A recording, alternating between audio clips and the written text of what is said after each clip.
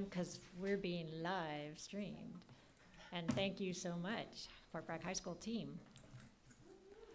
All right, I'm going to call us to order. This is a special meeting of the Fort Bragg Unified School District. First item is approval of the agenda. Is there anything on here that needs to move around, or we have a short agenda? Short agenda, large topics. All right, there are no changes. I'll make a motion we approve the agenda as presented. And a second? I'll second. All in favor? Aye. Next item is public participation on agenda items. Because it's a special meeting, you can only address this about an item that's on the agenda. And as we get to each agenda item, you'll have another opportunity to speak to us. Does anyone want to speak to us now about an agenda item? Nobody's running to the podium, so we'll keep it moving. Report 3.1. Becky Walker will talk to us about LCFF requirement priority 7. So this is a new requirement. It's priority 7 is not a new priority. How it was reported last year is different. So we are being asked to provide information to the board. Priority 1, 2, 3, and 6, we've already reported on in the last 6 months. So I have those on our dashboard as being met. In order for priority 7 to be met, I need to present this information to you. So that's what you have in front of you on item 3.1. And just before I begin, if there's anyone in the audience who would like to use a Chromebook, there are Chromebooks on the side here that you can use to go into the public document folder on our website to be able to look at the documents that I'm referring to. So there's Chromebooks on the side. So this is access to a broad course of study. The broad course of study is it accessible to everybody? And then what are we doing for that broad course of study? So this is the report, how I have to present it to CDE. It's pretty standard. Are there any questions?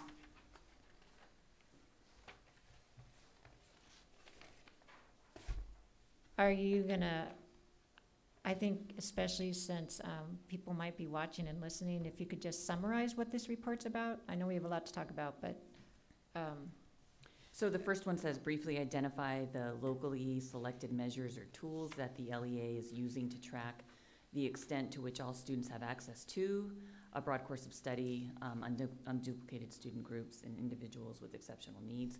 We use our master schedule from all the sites listed in CalPads. Our master schedule is now connected to CalPads, and we use that tool for identifying the extent to which all students have access. So we look at the master schedules. Is it open to everyone? And part of that is making sure that we don't have conflicts in the master schedule so that a student who has to take a certain EL class doesn't have access to another class.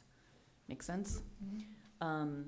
So the next part is using locally selected measures or tools, summarize the extent to which all students have access to or enrolled in a broad course of study. We talk about Fort Bragg High School, the dual enrollment courses, A to G courses, CTE, AP courses, the Get Focused, Stay Focused courses, and what specifically we're offering in our pathways. We now have agriculture, art, culinary, construction, and technology. So we have 5 pathways. In the audience is Mary Makala, who's been instrumental in getting all of those pathways up and running. So good job, Mary. The elective and academic courses offered at the middle school are also available to all students. That includes AVID, and we have A to G there, believe it or not, which is our Algebra 1 and Spanish 1 class. And then we have CTE entry-level classes there, which is culinary and art. And then both the elementary schools provide a comprehensive academic program for all students. It utilizes the state board approved curriculum, meets California Common Core standards, and all students have access to special times. So nothing like our walk to learn or any of our specialized classes happen during those special times. And then given the results of the tool or locally selected measures, identify the barriers preventing the LEA from providing access to a broad course of study for all students. Our only true limitation in our master schedule is that we have a limited enrollment. So it's difficult to offer more classes if we don't have students to fill those classes. And if we offer more classes and we have a class of 10, that becomes difficult as well to maintain. So that's our main barrier, is our low enrollment. And then in response to the results of the tool or locally selected measures, what revisions, decisions, or new actions will the LEA implement, or has the LEA implemented to ensure access to a broad course of study for all groups? We talked about in this section that based on our data in our CTE, we really made some transitions. Mary Makala worked diligently with our high school staff to transition woodshop into a construction pathway, to transition art into a CTE pathway, and I believe it's arts and media. Arts, media, and design. Thank you, Mary. And then looking at, we used to have photo classes. We changed those to technology, and Mary, you got to help me with the title. Sorry, I put you on the spot. It goes into the technology pathway, but photo got moved into art. So technology is now its own pathway, and I forget the whole name of it. So, okay, design media something. But that's how those decisions were made. It was based on looking at the tool, looking at the broad course of study, looking at what we have in CalPads, and then determining that those had to be switched, modified, I should say. And then for the middle school, it was looking at the Spanish. We've been transitioning most with the Spanish classes because the model that we tried the last 2 years needed to be adjusted. So we continue to do that based on the data we receive from the number of completer students at the middle school. And then the elementary, we've just scheduled our intervention time so that students have access to the specials and it's not in conflict. So that is priority 7. And that'll be posted on our website as part of the LC. So what happens is if you go to our dashboard, it will show right now that we have these priorities met because last year's dashboard is up. Because last year I went in, I reported all this to you, and in the minute I reported, I go into the dashboard coordinator site, I put down the date that I reported it to you, that minutes are available, and CDE can go into our website and access those minutes to show proof that we did it. And then I click the MET box, and then I submit. So tomorrow, I get to go in to priority 7, because I've reported this to you. We have a discussion, and then I can click MET. Okay. So this is just a report. It's mandated that it's reported out at a public meeting, and there's no action. But does anyone have any questions about this? No? Super fun stuff. Feel free to look at it at your own leisure. Okay. Thank you. Our next item is an action item. It's consideration of proposed scope of work on the Redwood Fields by the Greater Fort Bragg Field Improvement Association. Consider approval of the proposed work as presented by the Fields Association and reviewed by Fort Bragg Unified staff, Barry Silva and Superintendent Walker. Nice. So I've been attending the meetings, and so have you, Jennifer. We've been regulars. And this committee has been looking at trying to figure out a way to renovate the Redwood Fields first, because they're the smallest. And then once Redwood gets renovated, then we can move other activity from other fields in the district over to the Redwood Field, if that makes sense. Because you can't renovate a field if it's being used all the time. So the goal is, through this Fields Committee, is to attack each of the sites one by one, and then over time, we, the district, with the help of the committee, do a very earnest job of maintaining.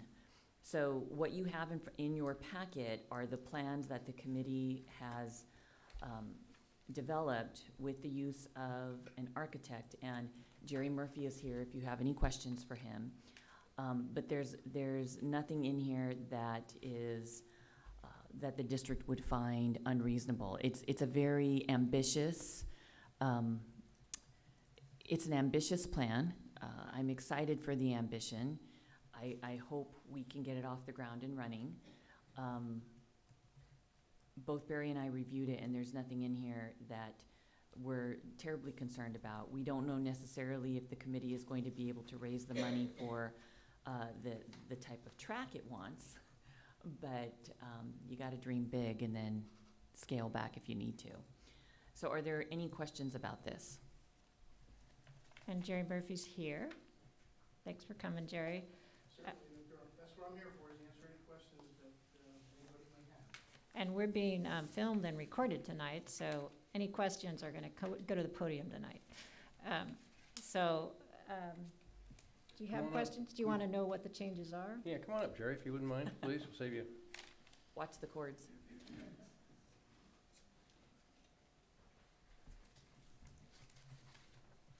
So as I see this, this is the whole plan for Redwood. Yes, Is there gonna be like a phasing, some kind of a schedule with kind of number breakdowns for each part of it, or what's next? Yeah, the idea would be we're gonna have one plan, but it'll be phased in as money becomes available to do each phase. Right. So has everybody been able to see this, kind of what's going on? And it's the original plan from the Fields Master Plan that the city prepared, and then the committee has made some changes to that to make it a little more practical and usable, Yes. really. So So, it's broken down into two major components, and that's renovating where the existing track is now, and then renovating the field on that would border Chestnut Street. Yeah. So this is the maximum you think we can do as far as layout and, Well, that kind of takes off from the Verde design plan, which was a Right. complete use of both the north and the south sides of the campus. We modified it a little bit to make the track fitting more into the smaller space that's available for it. We're reducing the size that we asked for from 400-meter track to a 300-meter track, which actually fits in a lot better. And with the 300-meter track, you can use it reasonably for exercising as well as small competitions. We asked for some seating around the exterior of the northern field and of the track.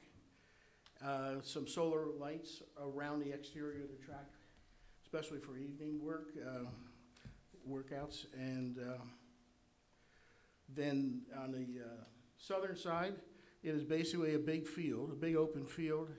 There is now a T-ball diamond in that area, so we intend to keep T-ball or softball diamond in that area and maybe put another one in. That's the extent of it. Some of this has to go before the state architect's office, especially the special access for handicapped people. But we think that'll work pretty well. And the architect knows about it, and he's familiar with the requirements, so that's why we have an architect. And he's waiting for us to say, this is our plan, which we're waiting for your approval before we let him know that. And as soon as we get approval from your board, then we'll go ahead and tell him to go ahead with his work. so is there any issue with the softball fields overlapping the soccer field? As far as? Not significantly, no.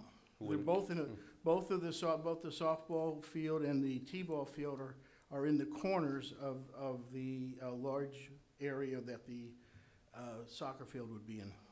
And what you're seeing in that picture, Jerry, is if there were a soccer game, how the field, Right. how it's large How enough. could you have a game at both diamonds at the same Right. time? Right. Well, Well- you can't. If soccer's going on, there will not be anything going on in those baseball diamonds. So it's Okay, a but- scheduling issue then? yeah, but Yes. what it illustrates is that there is space there for pretty much a full-size soccer field, which is not a way that field has been used before. And same with the Redwood, the whole idea was make it a more universal size so that we can take the pressure off Dana Gray, or when we Or the middle school. get the second $5 million, fix Dana Gray and have a place to put the kids. Yes. And right now, soccer and baseball don't typically conflict.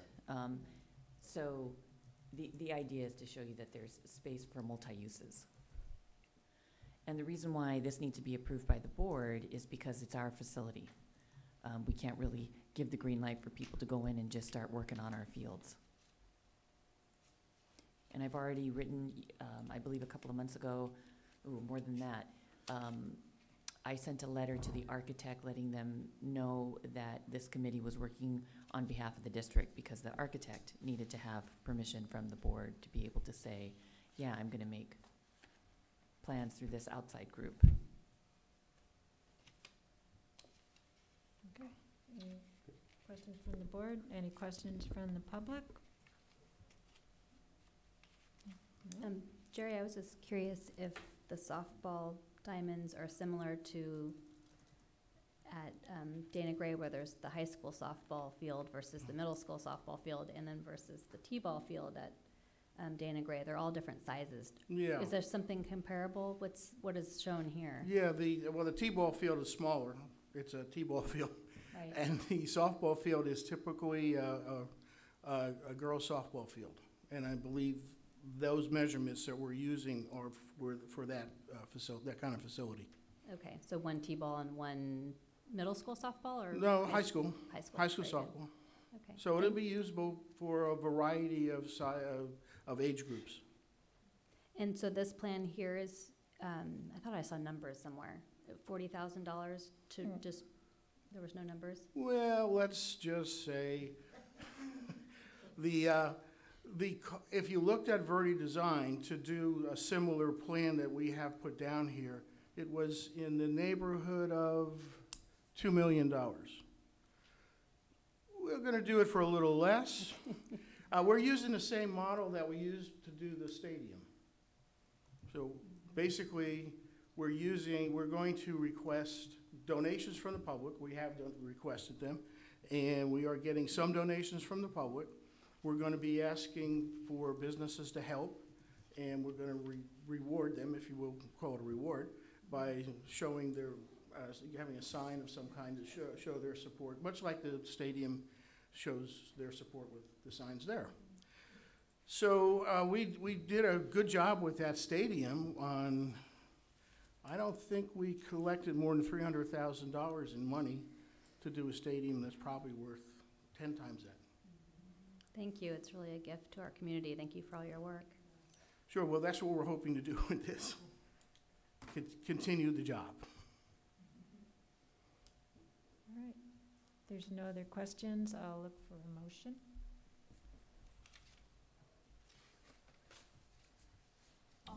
Go ahead. I'll move to approve the proposed scope of work on Redwood Fields by the Greater Fort Bragg Field Improvement Association. And I'll second it. Okay. Anna? Trustee Paoli, Yes. Student Rep Judah, Yes. President Owen, Yes. Trustee Babcock, Yes. Trustee Metzen. Yes. Thanks, Jerry. You spent Yeah, a lot of thank time you for very nothing. We appreciate it. Thank you for your help. All right, that brings us to the budget workshop, and I hope everyone realizes it's October. We're working towards next year's budget. There's a lot of unknowns, but one of the unfortunate things we do know is that the dollars are gonna go down. So we're starting early, having plenty of meetings, trying to educate everybody as to what the limitations are gonna be, and hoping that by the end of this cycle, which will be next June 30th, the final, we may not be happy, but we'll all know why we get to where we are. And there will be lots of opportunities for input. So Wendy Boyce, you're on. Okay, so the good news is the Red Sox are up 2-0 over the Yes. Dodgers. More important thing than anything else right now. And if you think I'm kidding, ask my husband. So I have put together a new one of these, yes. Let's see. Yeah, That's pass me why the I other. didn't print it out. How many are there? Is that enough? Here, there's 4 here. 2 more. Okay, you can have one if you want. Okay. So I know you haven't had a chance to look at these, but I wanted at least for you to have them so you can start Absolutely. looking at them as we Sure. move towards the future. This is sort of a preliminary look at first interim, where we are right now. And excuse me, are there any for the audience? Or There is are, it anybody would Oh. like one, there's a whole bunch there, and I even have a few Excellent. extra bound ones. And are they online? Are these online?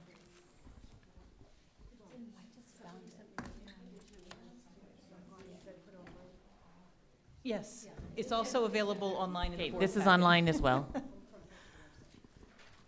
So what this little packet does is it kind of disaggregates the budget into certain basic budgets per site and certain programs that are in there. It's not, again, it's not everything, but it's a lot of everything. So the biggest challenge we're looking at moving forward, I mean, these numbers that I gave you on the multi-year that I sent out last week do have the current agreement with the teachers in there. They does have a couple of other adjustments, and the main adjustment is the drop in ADA. This year, our enrollment is down significantly, but because last year was higher, we get to use last year's number for now, at least. If our enrollment stays the same, which is what we are supposed to assume, unless we have evidence to the contrary, we just assume this year's. Next year is when we take the hit on that financially. So if you look at just the total page, our revenues are going to drop by over $300,000 next year. Which page are you on? Just the total pages of the multi-year. 15 on paper, And, not what they're looking just the combined restricted, unrestricted, the the regular 8.5 audience by 11. at that.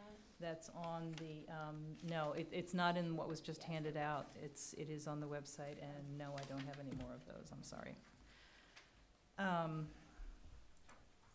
So that's a $300 drop in our, $1,000 drop in our revenues, and our expenses, even with some built-in known reductions, like confirmed retirees, and a couple other minor things that we know are going to happen.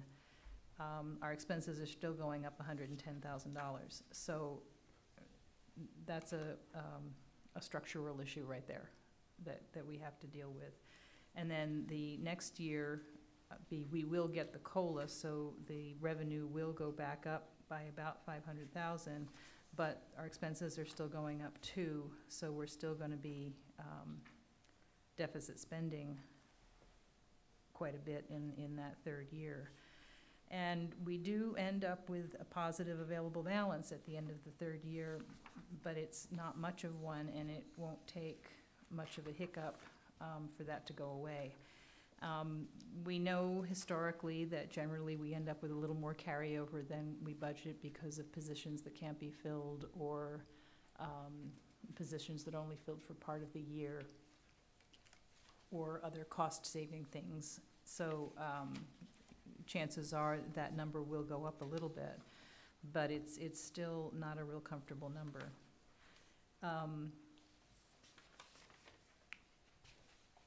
The other things that are potentially impactful is we have an election in a couple of weeks, and we have no idea what that's going to look like. We have a new governor. We're going to have a new superintendent of schools. And while that position doesn't have a whole lot of sway over policy, they have some influence, and there are things that could happen in that realm too that might tighten things up. Everything else is only getting the COLA increase of about 2.5% each year, and our one thing that's hurting us still is the increases to PERS and STIRS. And I think on the detail pages, the legal size pages, I have put in there of that change in benefits, how much of it is attributable to the PERS and STIRS increases, just the increases in the rates. So that's the ones that go. yeah, the legal size ones, the detail on The those. 207,000 Right, in 1 year, 207,000 that's next year. just the increase? No, that's the total the increase. The total. attributable to the rate increase is to the left of that number. And in the unrestricted side next year, attributable to the rate increase is 177 of that Yeah. 200. Wow.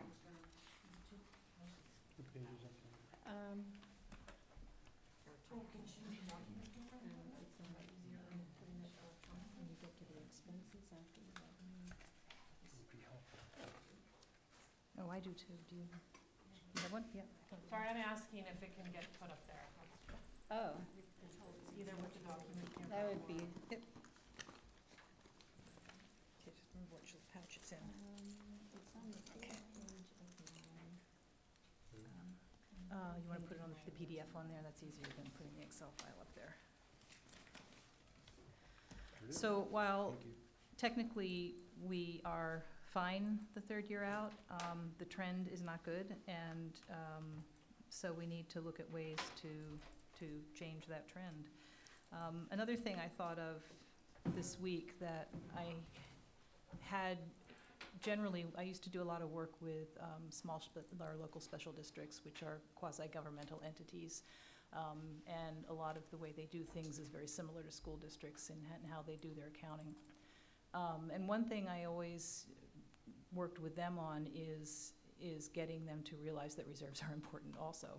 And one thing that, because in our day-to-day bookkeeping and accounting, when something happens and we buy it, we write it off, it's gone. We never think about that again.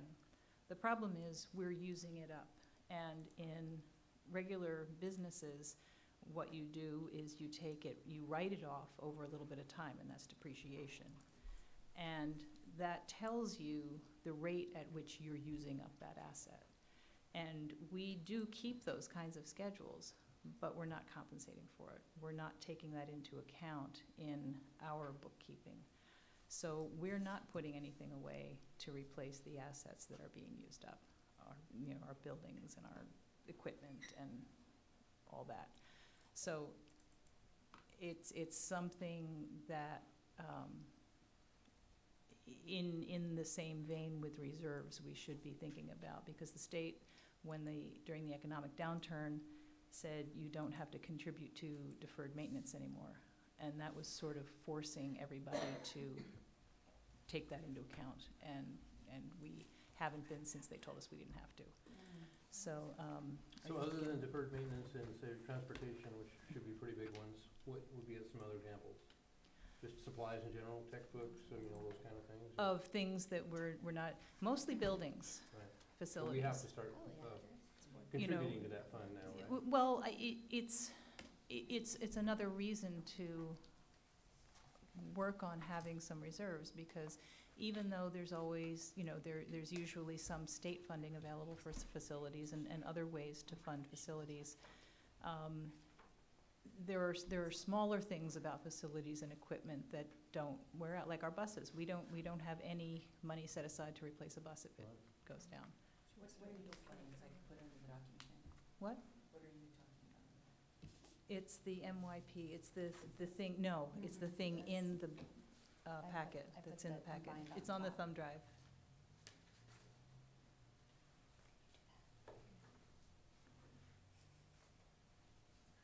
so Wendy, I'm sorry, are we, the routine restricted maintenance fund is one of the things you just mentioned, right? No, that was deferred maintenance. That's a whole separate Okay. Fund 14 that we So- used to be required to Uh-huh. put money into, as well as routine restricted maintenance. Oh, okay.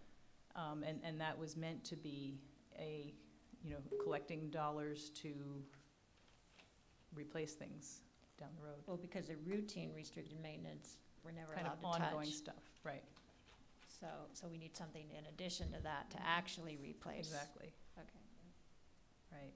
And next year, we go back to being required to put 3% in our routine restricted maintenance, which is good because we do have, we have our maintenance and part of the grounds crew is in there. And all of any of the repairs and fixing the kind of regular ongoing stuff we do comes out of there. So, the siding we did at All Dead last year came out of there. So there's no shortage of small maintenance type projects for routine restricted maintenance to use. Does Barry feel that 3% is gonna be enough to at least keep even? Actually, yes, and that's part of the reason it was designed that way, with 3%, because it's 3% of your expenses, so as your expenses go up, the contribution to routine restricted goes up.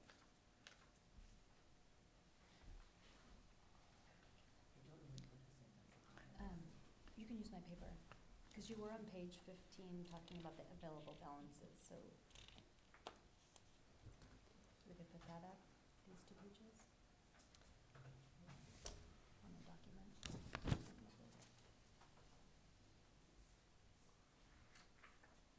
I don't think It's anybody's tiny. gonna be able to Oh, read it's that. tiny. Zoom it in. We need a teacher. Zoom out. Okay, so you can see there in the total, that's the total expenditure, so that's the second page, that's going up by $110,000 next year. And you can see the next line below that says excess deficiency is 427 negative, and that's because we're losing $300,000 in revenue next year. And if you move that up a little bit, you can see the bottom line, we're projected to actually have a positive this year of 68,000, which I think is already gone. But so that leaves us with a little over 900,000 unassigned this year. But then next year that drops to 723, and then the year after that it drops to 131. So that's the trend we have to look at. We're okay at the end of that third year because we have our required reserve that we can't use of 3%. But then, but we don't have really any cushion. So, wait. Well, Probably not. You can tell this is our first rodeo with all of Yes. this stuff. Oh, there we go. Oh, is it? No, it doesn't show up on the TV. It won't show on the TV. Okay, good try though. Um, Yeah, right there. Will, yeah, be a little manual, display. So, Wendy, this is the status quo budget. There's no, salary increases in here because. Just the one this year. Just this And one, then the current The year current that year we're one, in. and then step and column is, Yeah, but there's figured into nothing But- else, and negotiations haven't even started for No. next Well, year. what is in here is the classified increases that we've Right. already bargained, because we because bargained we a bargained multi-year that out till agreement. 2021 or 21-22. Okay, so it's just So the certificated. classified is set, but those increases Yeah. are included in here. And then I have one more question before this. What's, under, 1, 2, 3, legally restricted balances for the third year? There's a negative 54,648. Is that something we have to replace? Oh, yeah. Does that eat into the 130? I mean, it's already reduced. It's what's already reduced it, available. yeah, it's reduced it, and what I have to do there is, something happened that I needed to increase the contribution from the unrestricted side to the restricted side. So this is a total, and it doesn't reduce Okay, that 131, it doesn't it's already reduce it figured into 'cause- there. Okay, that was my main. Yeah, there have been a couple of changes that I tried to work into at least the current year that carry through, that are ongoing, and I didn't catch all of the changes in the contributions that would be required.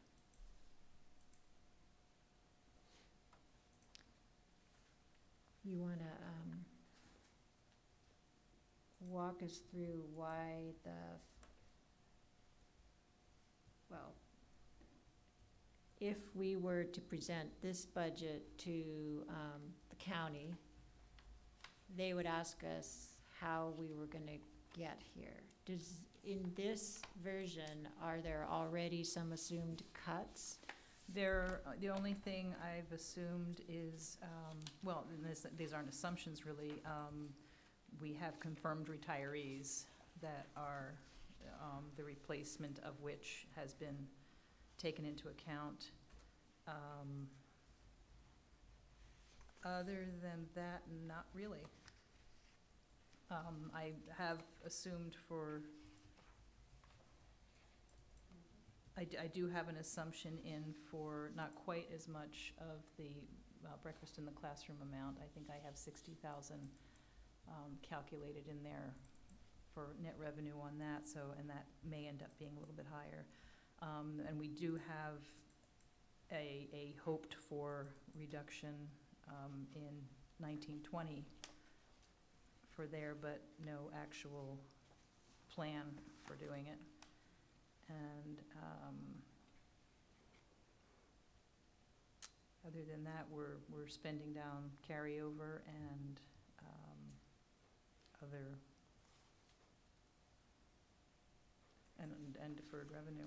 Well, I'm asking because there was a page in what was online about what would be needed to reduce 1920 and 2021 to balance. So I'm asking, are those reductions in Those are in this? here. Okay, yes. so are those in the public packet? Yes. Okay, so I didn't want to panic anyone if they weren't already out there. So there are two positions. Well, there's a savings from restructuring the business office, and that's already pretty much in play this year, right? That's already started. And then the coordinator position is a full position that we would be reducing, and that's built in. That Yes, doesn't that mean is it's gonna built in. happen, because the board has to approve the budget, and then when you approve your interim budgets, for the out years, you have to say how you would address it if this was a situation once we got there, and we have to list specific things, but it still doesn't mean those out year things are gonna happen. But there are then positions reduced in what is shown Yes. here. And both of those, I think, were included in multi-year projections from last year as well. Okay, so do you, Now that, I'm sorry, can I ask- no, go ahead. is that, the EL coordinator's the district office position? No, No. that's the site position. Oh, okay. And then the TOSA, is that Redwood? Yes, When was that the agreement, is it was only a 2-year? or 1 year. Okay. So that person would presumably go back in the classroom. So, And in all this, again, what's difficult is we don't know what the governor's budget's going to be in January. well, So I would like to, and now we're early, but as we keep going, if we can make a note somewhere to hear about how that's going and, how the staff You will. is doing. Well, you were just saying you'd like the TOSA to actually come Yeah. to Oh. a board meeting Yes. and do a report. Because again, priority is maybe that's doing a huge impact for a large number of students, so then something else, not to propose more cuts, but, I mean, if that's doing Right. some Yeah, I crazy think that work, was then we need to. put in there because the original assumption was that it was going to be a 1-year trial, and it may turn out that it's just too successful to give up, and we have to change it. I mean, none of this is cast in stone, none of it has been approved, decided, anything. We just have to show what we're willing to do to balance the books, and like I said, we are in a positive point at the end of year 3, but it wouldn't take much for that to go away, and the trend isn't good. And We had zeros at one time. yeah, So we're, and the trend just isn't good, and we need to reverse that trend because we obviously can't sustain a 4th year of that. Well, and I would imagine that the county's not gonna let us have 100. No, That's probably not so even much That's not even any kind of, cushion, not Right. really. Well, we had to hire a new teacher recently, so. And that's that the would be kinda difficulty, quick. is that the budget is your best guess in that moment in time. And what's difficult for us, just starting this year, I mean, you can ask Wendy, how many times I walked into our office with a smile, and she would just shake her head and say, now how much do you need? You know, and because there was things that were happening. We unexpectedly hired a teacher because we needed to address some issues. We've had to hire a couple of aides because we've had to address an increase in enrollment in certain programs. Those are the things that we can't predict, which makes it difficult. And to add insult to injury, when we started school, we started with 30 fewer students. And we kept checking the enrollments, and Linda Stevens is in the office. How many times did I call you the first week of school? Because we kept checking, kept checking to make sure, you know, is that really the number? Did we just forget a few kids? But 30 is significant, and everyone needs to understand that while it may be 30 on paper, if you look at it through a loss of ADA, it's probably going to be more like 45, because those 30 students we don't get paid on enrollment. We get paid on ADA. So that's the difficulty, is that we've got some wild cards in this. Now, could we be lucky and everybody comes back next year? You know, sure, maybe. Can we bank on that? No, and hope is not a good strategy. So are the new teacher, is that built in here already? And the new aides that Becky just Yes, mentioned? and that's why there's that negative 54,000 in the restricted side that I okay. didn't All right, so move those the things are contribution. currently in. Are there any other, I mean, there's nothing big looming out there that's gonna eat up that 131,000 that we even No, I already don't know have the about? aides, that just happened in the last couple of days, but that's probably a total of maybe 30. So, okay, so we didn't really talk about a plan for how we do this tonight, but Wendy mentioned something, that's our number today. It'll change by tomorrow morning. That's just the way it goes. But Wendy mentioned some things that aren't in here, any sort of reserve. We don't even know if the county will bless it without a reserve, because what we're looking at is our first interim is not till January, right? But No, it's the time frame ends the 31st of October. The and actuals that report will through- be in December.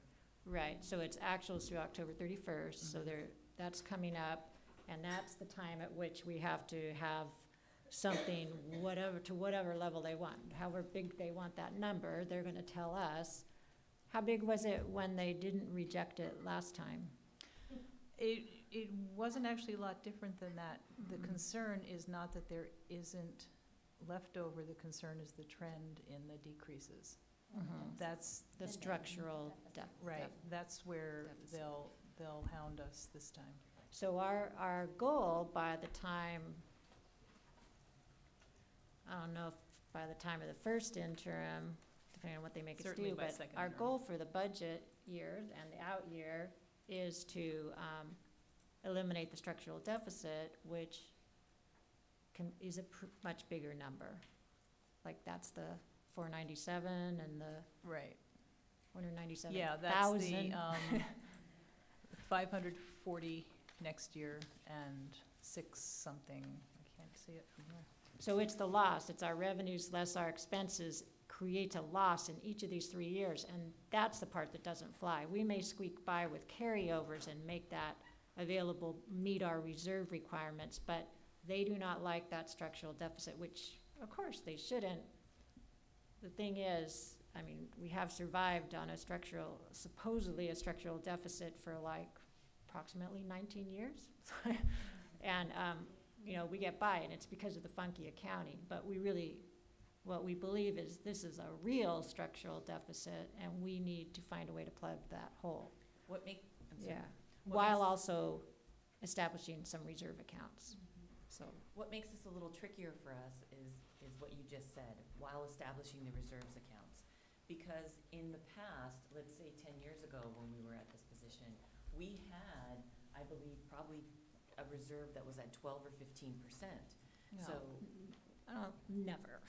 we had a big reserve at one point. Not never that was did. unassigned. Okay, well, at Yeah, some we point had we had a fund that could be used for major maintenance, like our Redwood school money that we were able to tap into, which relieved our general fund of $400,000, and we had a stream of payments coming in for that, that it wasn't an official reserve, but it bailed us out. And we also had a lot more of squirreling grants. away of categoricals, things Yeah. that had to be used for certain purposes that we were very skimpy about spending so that they would last through several years.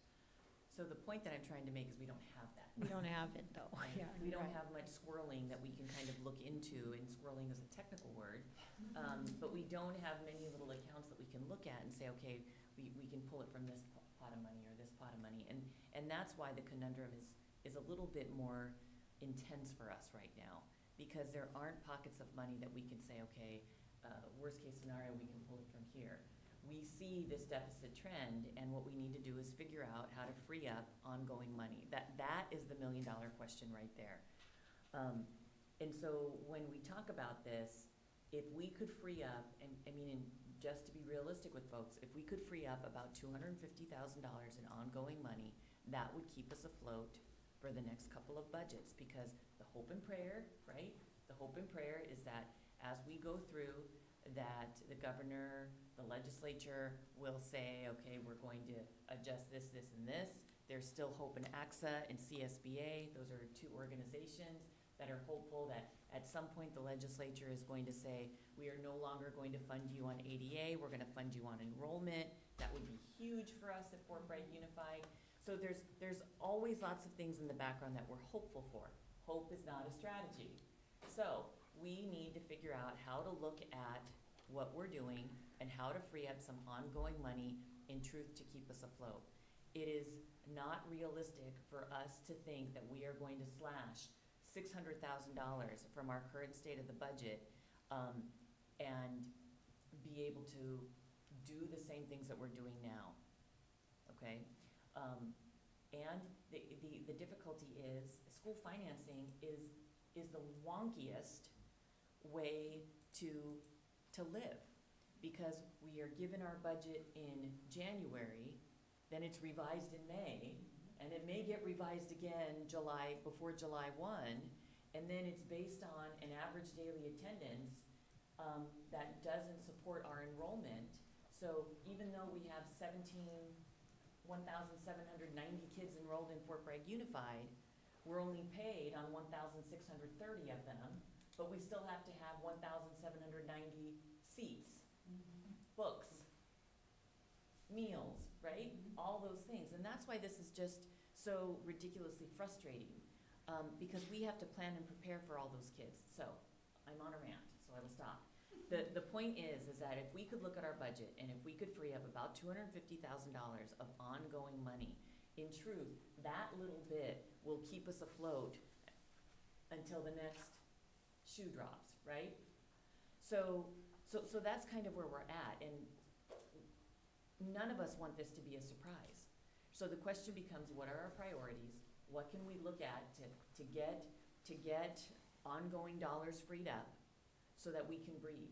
And in that, it also means establishing some kind of board policy with the reserve so that when we come up into tough financial times, we have a little bit of money that we can say, okay, if all of this comes to fruition and the sea truly parts and fire comes from the sky and we are left with this destitute of circumstances, we do have a reserve that we can pull from in order to make it meet that third year, okay? Because the tough part about the budget for our school system is that we have to provide a budget to the county that shows that we can pay our bills 3 years out. With no reserve, we don't have much to rely on. And there's a lot of things completely out of our control, special ed, and the hit on the general fund for special ed only goes up, and it's gone up just dramatically in the last 5 to 10 years. And the STRS and PERS increase, there's certain things locked in that we can't do anything about. And there's also things that aren't locked in that we know are gonna happen. Like our employees aren't, our certificated staff isn't likely to say, go for 2 years without an increase. I mean, realistically.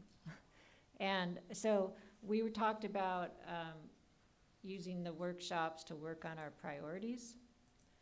And from what I can tell, I think it's a consensus of the board that is starting to fund a reserve is one of our highest priorities right now, which further increases that structural deficit, right? Because it's got to come from somewhere. But we worked on our policy at the last meeting, and we have a pretty ambitious percentage in there that happens to be the same as Kaya's percentage. So it's not a super high one, but it is where we should try to get, and we know we're not going to get there in 1 year. It's going to take a long time, but I suggest that maybe we talk about coming up with a number for that and move from there for what might be realistic for a year one contribution. Because if we're serious about a reserve, we gotta start funding it. And I'm gonna throw out $50,000, which is a lot. It's like half a teacher.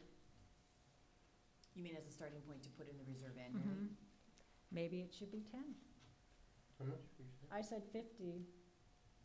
So just to give everybody an idea, 3%, we have a 3% reserve right now, and that, that is the mandated state reserve. Untouchable. Untouchable can't use it, which means if we get into dire straits, even though we have a 3% reserve, that's what the state requires us to maintain.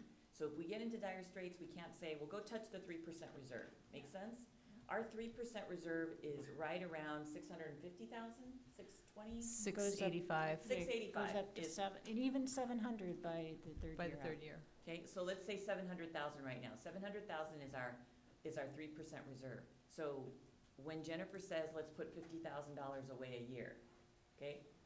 If the goal is to double the reserve, it's gonna take us 14 years, right, to get to 700,000. So that's just some math. So when Jennifer says 10,000, you know, I'll be really honest with you. Unless we put a significant amount away and really not touch it, 10,000 a year, I mean, it's not gonna do anything for us. And I'm suggesting that we come up with the first amount, and it would definitely have to be on an upward trend. But I'm saying something above 0 for the first year. We're not gonna get to 6%, which would be, you know, 1.4 million in 2 years. But I'm just afraid if we don't establish a number and put it aside, we're not gonna do it, and we should do it at the beginning. So throw out some numbers, folks. And We're just not. to, so for the audience's sake, when we did a qualified first interim last year, the only reason Ukiah didn't was because their board voted to go into those reserves so that they didn't have to have a qualified budget. And whether they And will now they actually have to go into the reserves was still Is- up in the is air, still of up in the air, course. Right. But they could show the county that that was there if they needed it. And they didn't have to make any other drastic changes that are really upsetting, so, and may or may not happen. And their policy also says that whatever they take out, they have to replace within 2 years, so they're serious about maintaining that number. And that is what our policy is proposed to read. And once you have the reserve built up, you know, there it sits, it's your savings account, right? It sits, it's not like you're putting more ongoing money into it. So the goal, the sooner you hit that magic number, whatever it is, the sooner that money that you've been putting in annually gets freed up. So I would like to see us make a goal of building the reserve. I think at the bare minimum, we need to maintain a 6% reserve. 3% for economic uncertainty that's mandated by the state, and then an additional 3% for us as a district to be able to use for our own economic Wait, we actually are talking about the 3% mandated plus 6%. Okay, well, then Yeah. it's 2 Because we yes. can't touch the 3% mandated. And this is what Ukiah had. 6% was the board reserve goal. That's the 1.4 million by the third year budget year. So Well, then I would like to see it's us do it in stages. aspirational. Right, it is. Yeah. Realistically, if we got an additional 3, I think Yeah. all of us would be thrilled. Oh, we would. Right. Okay, so, so realistically, I'm throwing out the 3. Yes, if you wanna make a board policy that says 6, and we just keep shooting We are for it, making a board policy that says 6. We'll be Okay. voting on it at the next meeting. If you think we shouldn't, then you can comment, but that was our entire discussion at the last board meeting, based on Ukiah. So I would like to see, my only comment is I'd like us to kind of make benchmarks of how we do Yeah. that. That's a good idea. So if, and we can have an increasing amount. So if it was 50 this year, it might be 100, and at the next year, 150, 200, and, you know, to get up to whatever, so 3% is in 2 years, 700. So you have to have a plan to get there, and maybe it's not that steep a climb. Wendy, is it Yeah. realistic to say That's pretty something to the steep. effect that we put money in the reserve based on what kind of falls through the cracks on the unaudited actuals? And A percentage of the Right. unassigned, unappropriated balance after the unaudited actuals, because then you know exactly how much there is. And I thought that's what the policy said, like 50% of whatever's left in. I think that's what That's how they Ukiah said. replenish it. Right. Yeah. But that doesn't force us to make decisions to improve that, right? That just gives us what's left and we take it and swoop it into this, you know, another line item there. That would be the board's policy. The board could opt to obviously not do that in a particular year if there was a compelling reason, but that would be the Well, no, automatic. I'm thinking it's not enough, because that's just gonna kind of take what shifts out. It doesn't say we're gonna It's not actively go, planning, right, right. we're not gonna actively go out and find ways to Well, put money in and this. maybe the idea is you pick a number and say, okay, we're gonna squirrel this much away, and let's say it's 25 or 50,000 or whatever it is. And then on top of that, look at what happens after the unaudited actuals, what Mhm. falls through the cracks, and then take a percentage of that as well. And if it's not a good, if it's a lean year and all of a sudden we had to hire a teacher and hire 3 aides, then that may not be the year to. Well, whoa, because we're not doing the policy tonight. We're trying to decide what amount we want to set aside for the budget year and the year out. That's all, that's as far as we need to go to help with this planning process. Doesn't mean it's gonna be the final number, because we're gonna vote on the budget next June, right? June 30th, by June 30th. But for the planning process, this is a high priority for the board, and I think it'll help the planning process if we know what we want to fund, or at least have some parameters on it. We know it's above 0. I don't think it's gonna be 100,000. I think 50 is probably tops, because that's gonna be painful. And as we make these choices, it's gonna be painful.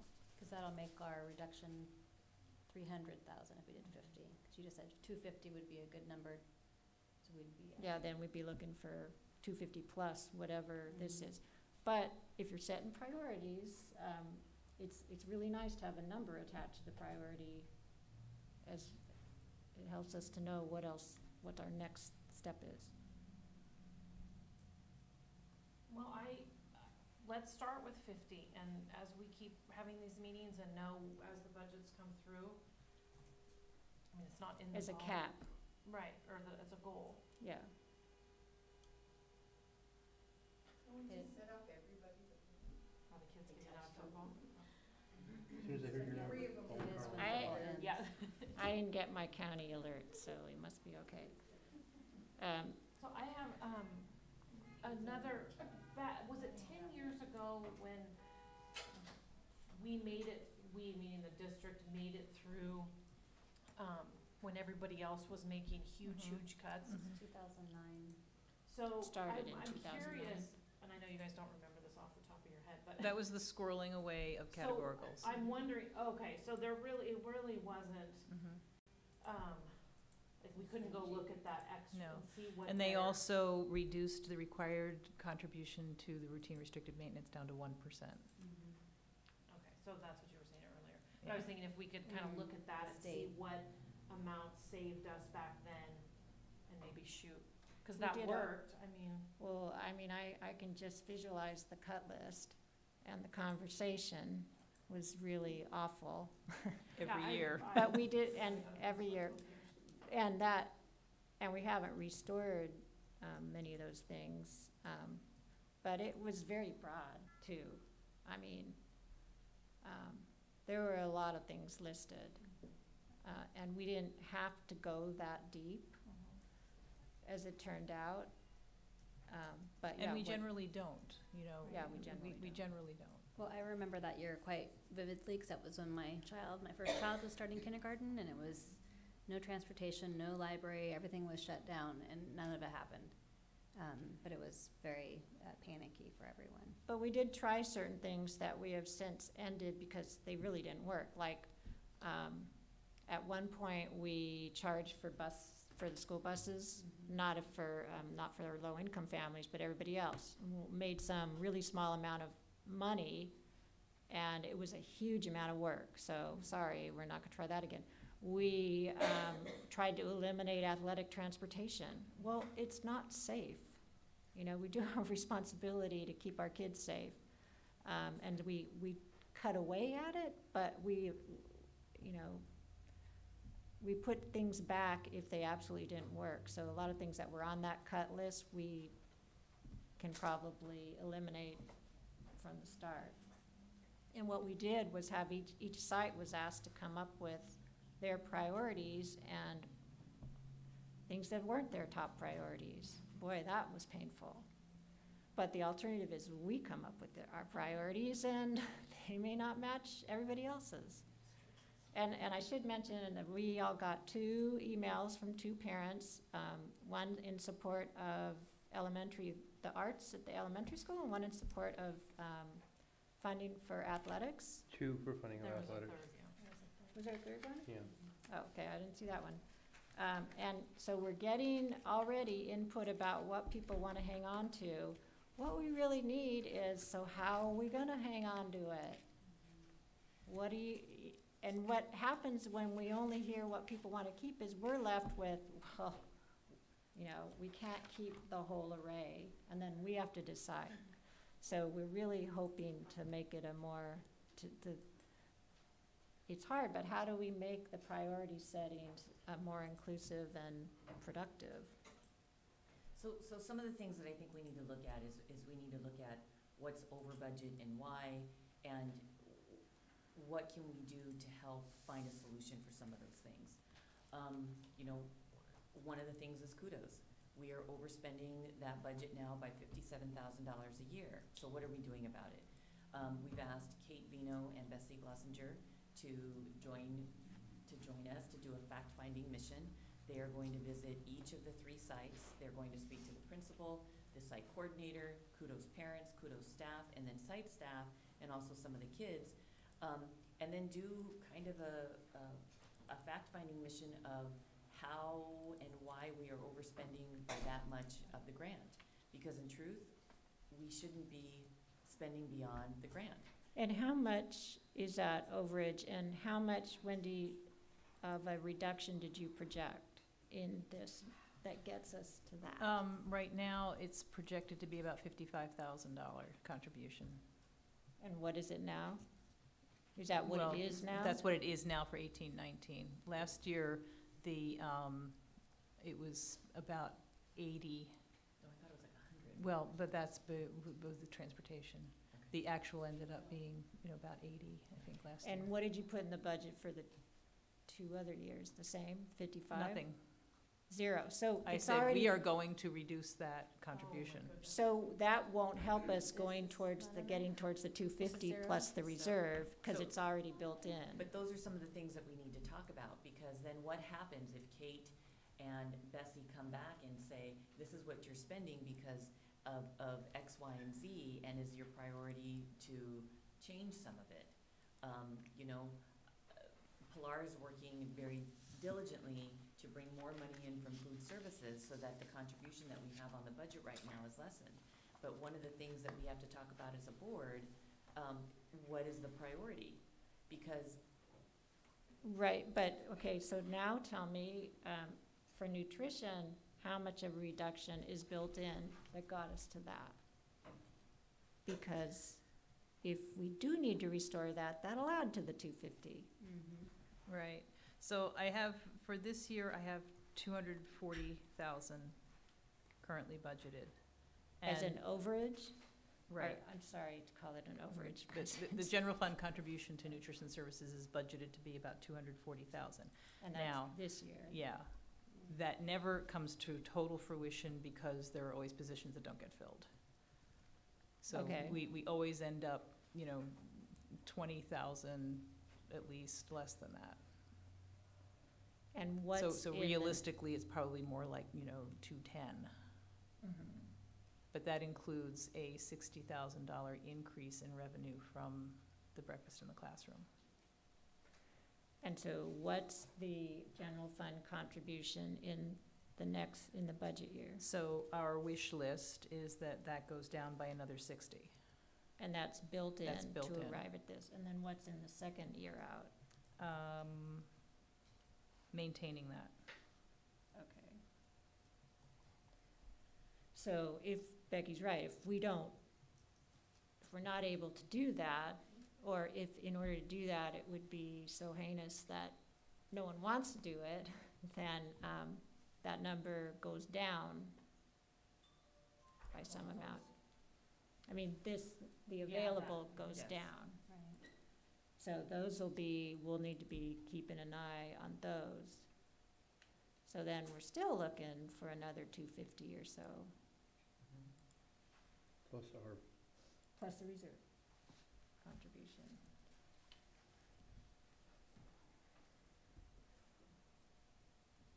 Should we ask if anybody in the public wants to- Does anyone in the public want to speak now, and if you have any thoughts as we kind of muddle through this?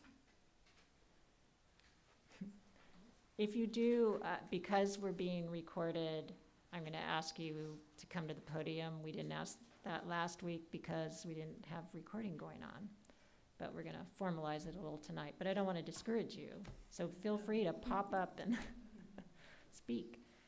All right, so we're not going to accomplish a whole goal-setting thing tonight. Our goals for the budget, I mean, it's just kind of, it's going to have to be a smaller process, I think. Sort of a more confined process. Well, I think we need to, and I don't know, obviously we're way more, but I feel like we need to make Yeah. a list of those. Like, I did not pick up that those assumptions were already made. The 60,000 kudos and. Yeah, and then that's where the detail on the unrestricted page, well, it's page 5 of the unrestricted sideways one. This, bottom of the unrestricted side shows the transfers out and and the contributions and what they're made of. So tell me, the EL coordinator position that's out in 19, 20, and 2021? Yes. Are we comfortable that we can accommodate those needs in another way? That's what we're planning for right now. So we started planning for that last year.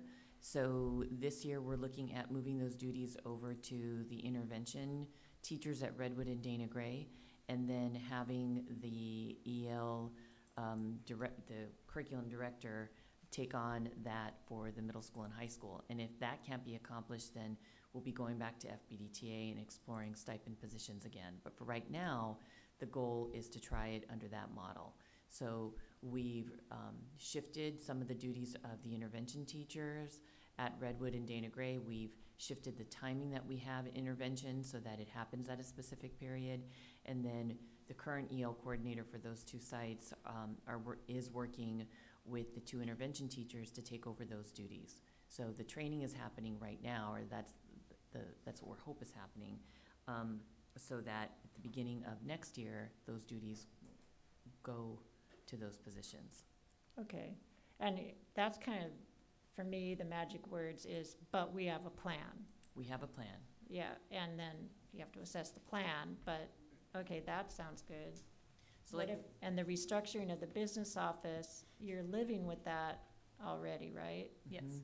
And is it turning out to be a practical solution? It's working well. Okay. Okay, so now I see where it's the 60,000 on food services.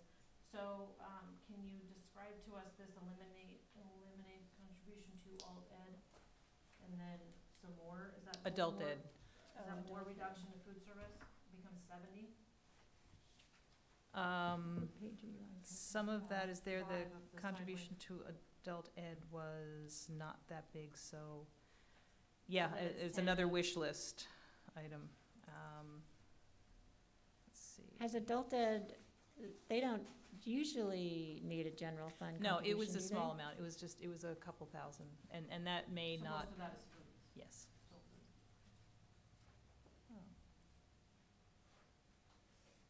That was an attempt to try to get close to $100,000 contribution to food service without actually having a plan. But I convinced the county that we had a plan. That's all that matters. Wendy. And Pilar's going to be going out and visiting other sites and looking at what other districts are doing. I think the hard part for us is that we have to ask the question, is it a priority to reduce the contribution to food services? You know, that's something that you have to discuss.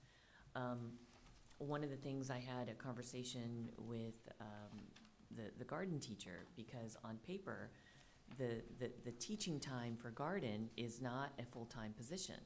If you look at just the teaching time, the time that the teacher is with the students, that's not a full-time teaching position. Now, we recognize that the teacher works her tail off and does more than a full-time position. The question I had was, though, if we were looking at certificated dollars, you know, does it make sense that we pay certificated dollars for garden prep? I don't know. You know, I know that she does a lot more than weeding. So I don't want to diminish the wonderful things that she does. So we're looking at a reduction potentially in garden where it won't touch the classroom, okay? So that the teaching time will still happen, but the ancillary duties that have been part of that full time, shifting it potentially to the classified gardener so that it's not as much money. Does that make sense? And is that in here?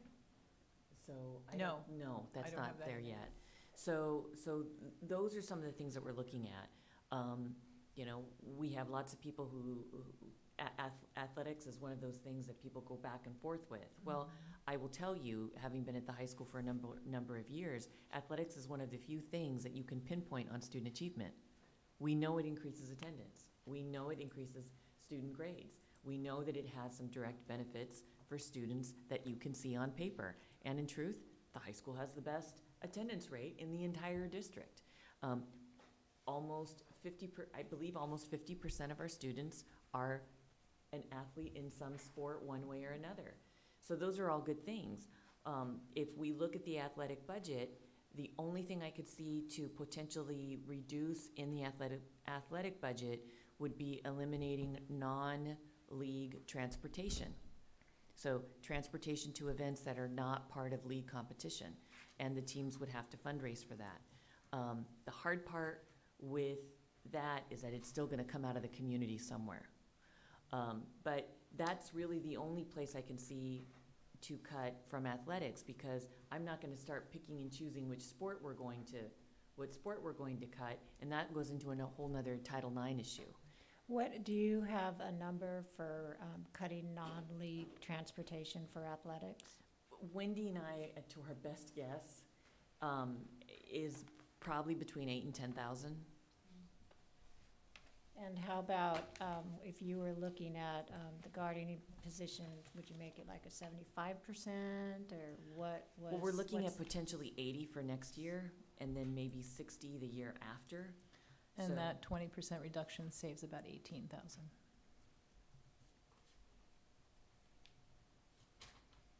getting these numbers up. We're getting there. And the other, And this is, you know, I have to say, the way that we've gotten through the budget years is we have trimmed around the edges of every single thing in the budget. And these are small numbers, but that's how we did it. We managed to retain, like in 2009, horrible year, the market crashed. The next year, there's no money in the school budgets.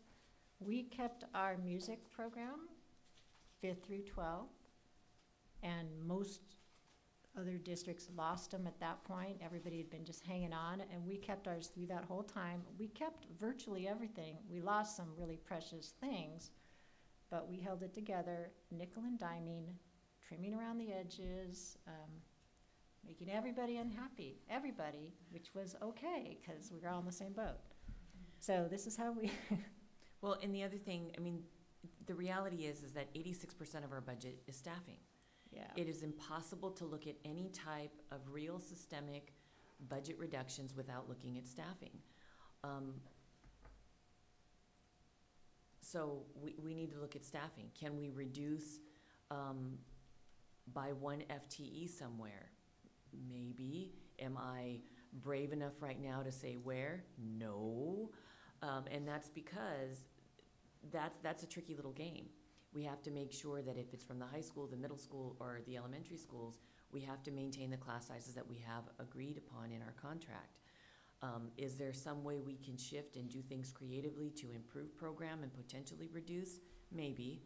So we're looking at a myriad of things right now. But one of our goals is going to be is to reduce some staffing. We've had to hire 1 extra teacher this year. The goal is that position is temporary, and we don't have to bring that position back in the following year. So we need to look at many things. Is that teacher in next year or out? In. And give me is that, how much for a teacher, 100? We just round. Cost was about 60-something, 66,000.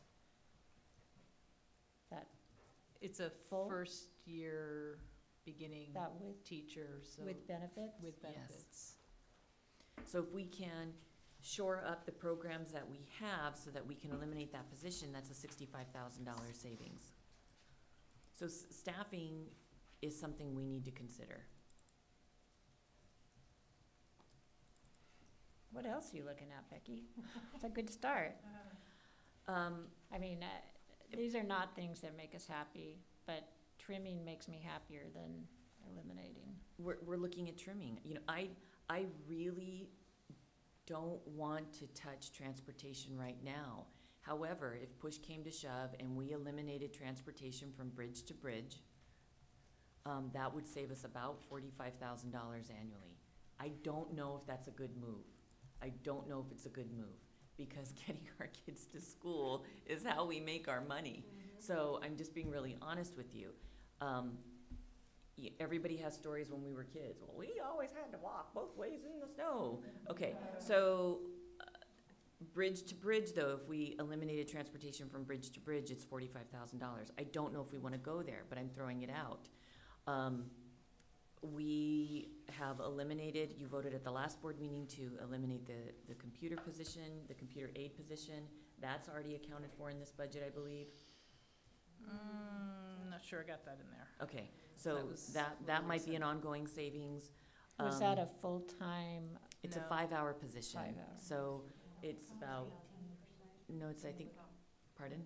Without benefits, 5-hour position, and I believe it only comes out to like 25,000.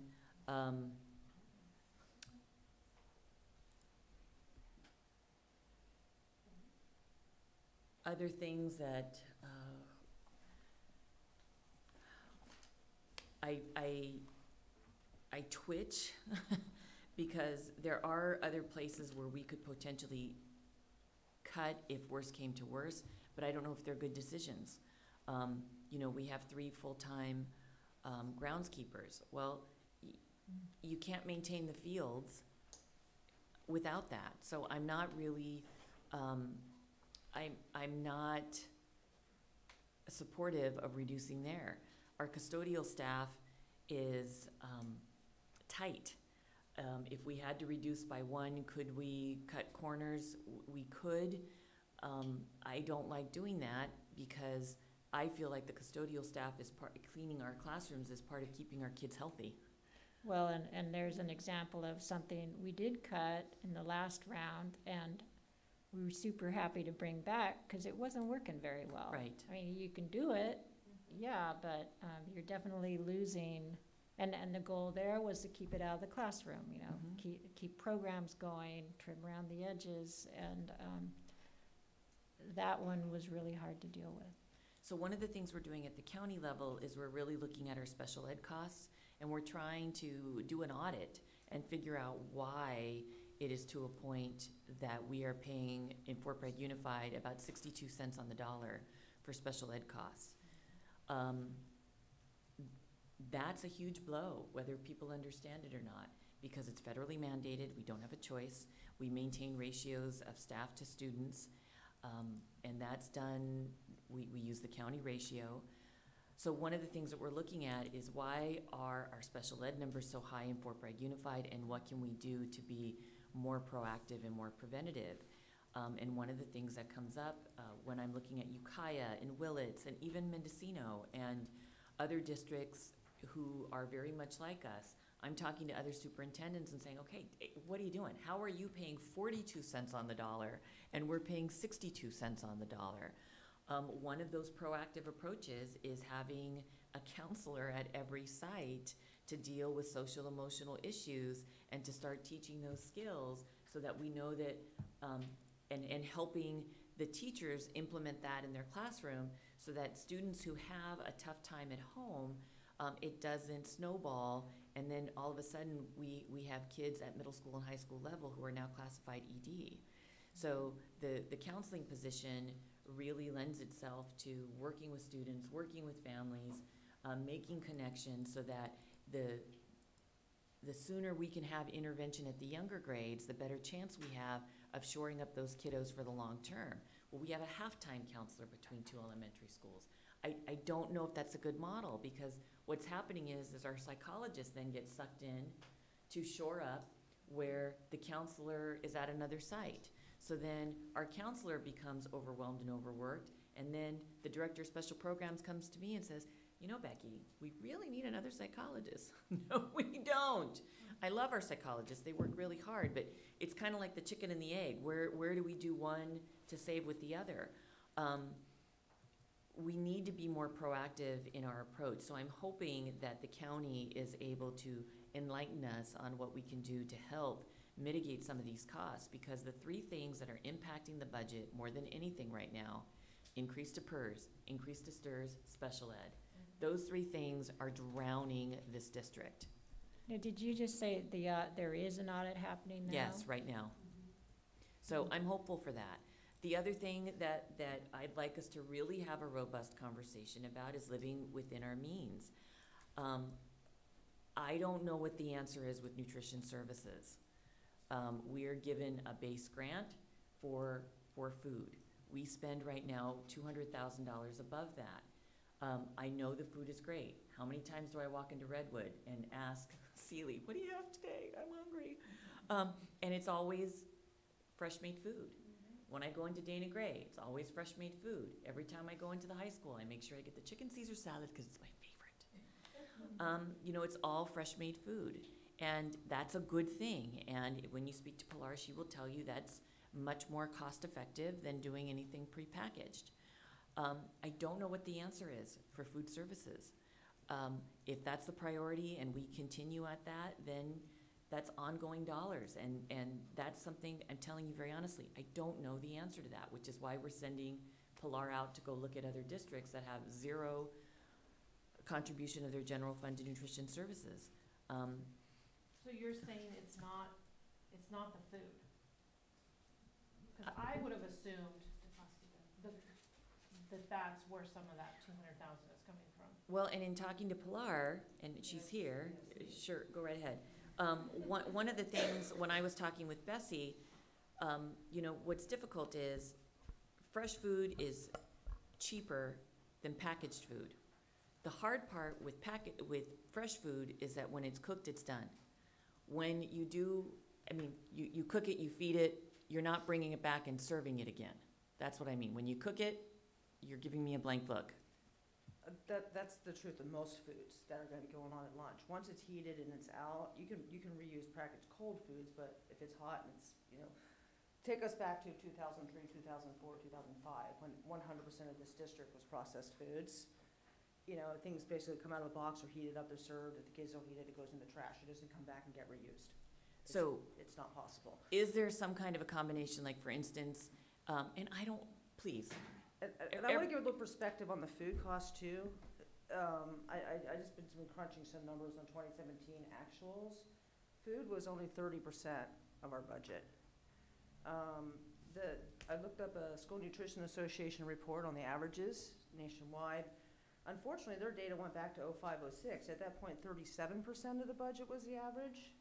I found another report done by an individual organization in 2008 where they were putting 46% as the average food costs that were going out of school districts' budgets. So 30% on food is actually pretty good. And our supplies costs are right in line as where they should be, about 9–10%. Because I was trying to eke out where can we do? Where can we possibly cut? Our highest costs are, where we're higher is in our salaries. We're 58% of the budget, salaries and benefits and all that whole package, where the average was more around 48%, 45 to 48%. So we're higher on that end. But our indirects and all that are right in line percentage-wise. And I look back, historically, on how we've done in the district. I mean, if you want to go back to what packaged food was, in 04-05, we spent 38% of our budget on food. That was $227,726,000 back in 2005-2006. And do you happen to know what the encroachment on the general fund was in those years? Percentage-wise, I don't think I did a percentage breakdown on that. Because you have to look at percentage, because everything just keeps increasing. The dollars of everything keeps increasing. But I didn't break that one down by percentage. I was kind of looking more at, income, salaries, benefits, foods and supplies, how are we looking at that, what's the increases? And things have pretty much held steady. We've had an average 24% increase since 04-05 in our food and supply costs, 27% in our salaries and benefits, and 26% in our income. So everything has kind of just incrementally increased at the same percentage rate. And so, and my challenge right now, where I'm really gonna be looking for some direction and prioritizing is, I don't see a lot of room for cutting. Where I see room for is growth and sales, because we don't get a flat rate grant for what we do. Our income is sales-based. We get reimbursed by the sales we make, period. That is our only income that we make. There's no other flat amount, like here you get $100,000 and you play with it. No, it's how many meals we sell. If you took what we actually spend on food and supplies, just the food and supplies to create a meal in this district, just those materials alone, it's $1.31 per meal that we're spending. If you take our entire budget and break it down, and I'm looking at 17-18 actuals, I don't have enough data for this year. If you took our entire budget and broke it down by how many meals we sold, it was $3.91 per meal. The state average for what total cost for a meal, again, School Nutrition Association hasn't done a survey since 05-06, but 05-06, was that 12, 13 years ago? It was $2.91 per meal. So we're spending $1 more than the average was that many years ago. So I'm looking at this going, okay, I don't think we're really out of line on our spending. I think we're right, actually, I mean, we work extremely hard to keep our spending down. I mean, we juggle 7, 8 different vendors to try to, our procurement process is ridiculous on what we do to try to nickel and dime every penny we spend in my department. We are working on the exact same staffing hours that we were in 04 and 05. We added one staff position that we cut this year. That was that $21,891 position that got cut out of this year.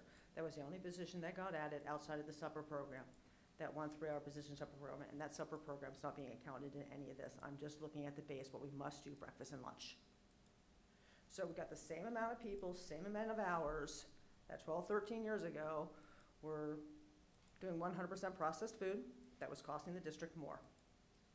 Same people now, same amount of hours, cooking fresh food, food cost percentage-wise are lower. So I'm left with the puzzle. Now, how are we supposed to do this? Because it's still too expensive. Okay, we're still looking at how do we keep within those reimbursements.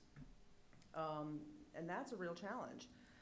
I haven't had the opportunity yet this year because pretty much until November is my crunch time. I can hardly catch my breath to go out and look at several districts that Becky and Wendy suggested that I look at to see, how they're doing. Okay, I did have a chance to chat with one of those districts, Lakeport, and ask her, so what are you doing that I'm not? And she's, well, I sell a lot of, I'll remove the explicitive that she used and say, she sells a lot of, we'll call it snacks. Okay, and she says, I don't really know, Clark, if that's really what it is. And I don't really know if we're gonna still break even this year because we just completely overhauled our model. They went through a model like what we had with individual kitchens, now they're doing a central kitchen. But I'm going to be going to see her soon and see what they do. And go take a look at these other districts also and see what they're doing that we're not. And maybe they've got some great ideas. But from the last number of years, I've visited a lot of districts just in other regards, trainings and such. And mostly what I see is the challenge of economy of scale. We don't have a lot of kids, and we don't have a lot of kids eating. We've got basically the same percentages held. They've gone up, actually, over the years. We have, I look back historically, just back to 07, 08, our enrollment was 2019. Last year was around 1823. We have 9% less students, but only 6% less sales. So, because I kind of look at total percentage of students, percentage of sales, are we failing our, in like how many kids we're attracting? No, we're holding pretty steady and actually doing a little bit better. And I count that we do a little bit better on the sales because we're trying to give them good food. But there's things that we compete with that we have a hard time with. We have early release Wednesdays where we lose a lot of sales. We lose lots of lunches at high school. Every time we do that, we have no break going on at middle school during early release Wednesdays anymore.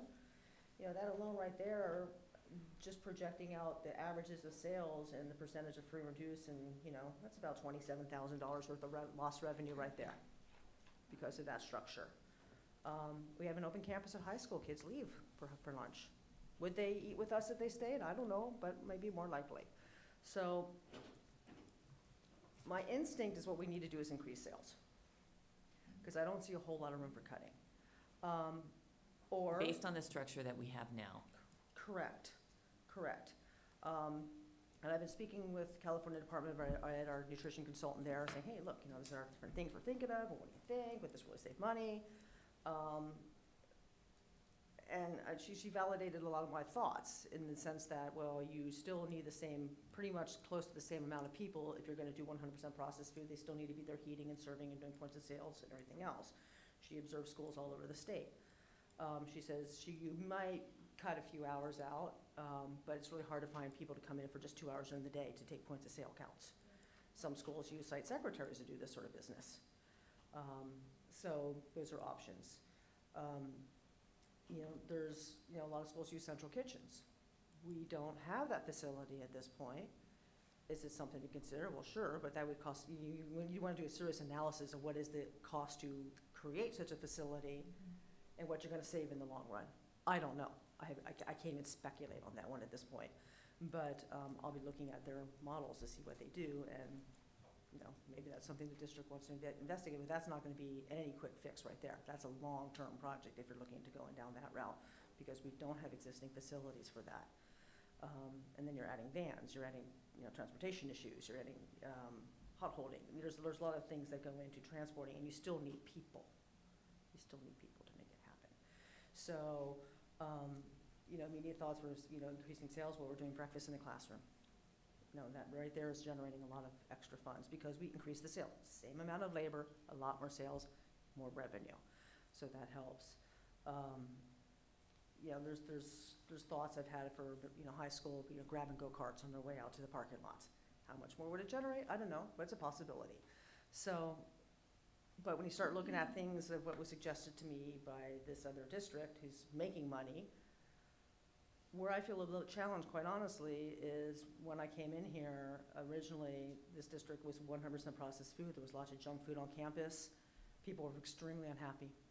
And I was directed, very specifically, get that food out of here. We want real food in our schools. We prioritize nutrition. It's important for the health of the kids, just as important as clean classrooms. Good nutrition is important. You want kids to learn, they're gonna have to be well-nourished. We have a high-poverty community. We've got kids who don't eat well at home, and they're showing up hungry. So what we feed them, I believe, matters. And I think that the quality of the food matters. As I started looking, I'm nickel and diming going, okay, how much would we save if we used canned fruit instead of fresh fruit? You know, things like this. Well, you know, we could save a little bit there on some no, some's more expensive, some's less expensive. Canned pineapples, less than fresh pineapple, but canned apples are more expensive than fresh apples. You know, we can nickel and dime down into these details. We could look at things like a la carte sales. Do we want to go back to selling a bunch of processed chips and things like this at our middle school campuses and high school campuses for the sake of making money? It's a possibility. It could be done, but I need to know that that's the priority of the community because it conflicts with what my original marching orders were. And obviously it's been a long time and things have changed. But that's what I think this community and the board has to decide when we're looking at where we want to go with this. I appreciate the homework you've done, and I think what we're hearing is, well, we've got a $60,000 cut in here, and there's no easy way to get even there. Well, no, the 60K is being accounted for by the increased revenue from breakfast in the classroom. Okay. That's for 18-19, not for Yeah. 19-20. I have another 60 in 19-20. So you're, for the budget year though, you're on track for that because of the increased revenue? Mhm. Right, and so I am curious about how much the general fund was contributing in 10 years ago, which is how we'll. What year? So 4-5 was 65, 92, 103, 90, 198, 148, 93, 83, 162, 128, Whoa, whoa, 161, I'm losing you. 170, 134, 167. Okay, so, and Pilar, when did you come and revamp our program? 0405 was my first year. And it Yeah. took a while to revamp. That Yeah. didn't all happen in 0405. Well, and there was, yeah, it wasn't an easy thing to do. No, it took years. So again, we don't know what the result of Pilar going out and getting more input is gonna be, but it is, as Becky said, what's the priority of the community and the board? And I have to say, I was pretty horrified at all the packaging that you provided as an example at the last board meeting, and the vision of the stacks and stacks of pallets of packaged food.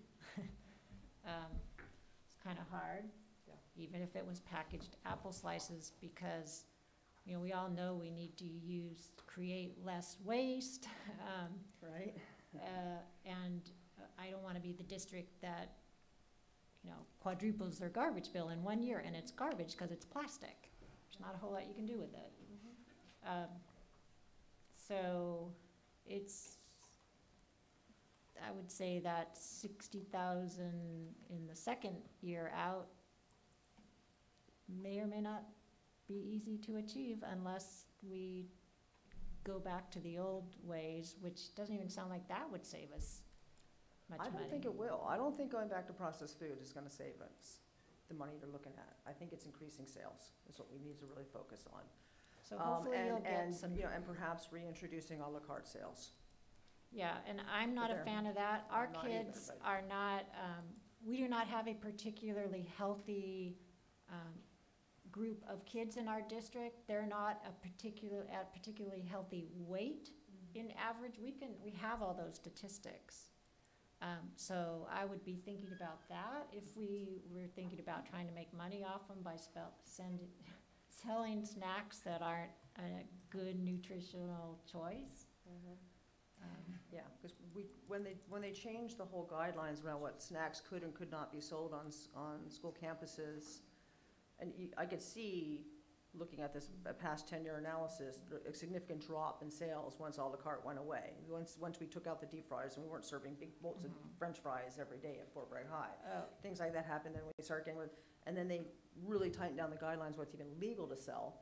So we tried selling, really healthy, nice snacks. Oh, Yeah. it was a complete failure. They didn't want it. They weren't buying it.